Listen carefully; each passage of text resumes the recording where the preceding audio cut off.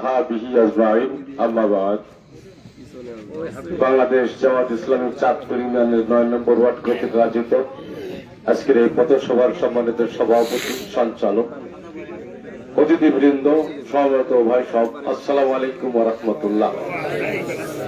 হিন্দু ভাইদের প্রতি আমার শুভেচ্ছা রইল। সম্মানিত ভাই সব, আপনারা অনেক কষ্ট করে, ত্যাগ স্বীকার করে, অনেক পরিশ্রম করে আমাকে ভোট দিয়ে নির্বাচিত করেছেন। তার জন্য আপনাদেরকে ধন্যবাদ, মোবারকবাদ জানাই এবং কৃতজ্ঞতা প্রকাশ করছি। আমি বেশি বক্তব্য দিয়েছি দুর্নীতির বিরুদ্ধে।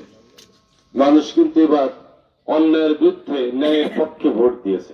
আপনারা মিলেমিশে থাকবেন, মারামারি করবেন না, সবাই মিলেমিশে থাকবেন। যদি কেউ বাড়াবাড়ি করে বা কেউ সমস্যার সৃষ্টি হয়, নিজেরা বসে সমাধান করে ফেলবেন ইনশাআল্লাহ।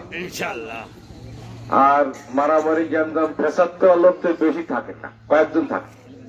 একটা গ্রামে ২-৪ জন থাকতে পারে, সেজন চিহ্নিত করে ফেলবেন। চিহ্নিত করে তাকে হিদায়ত দিয়ে দেবেন যে ভাই আপনি, আপনার কারণে বা আপনার এই দুজনের কারণে অশান্তি সৃষ্টি হচ্ছে, থামেন। ঠিক আছে? যদি না থামেন, ওর জন্য থানা আছে, কোর্ট আছে, পুলিশ আছে, সেটা ব্যবস্থা করা হবে। কিন্তু কাউকে বিশৃঙ্খল করতে দেওয়া হবে না।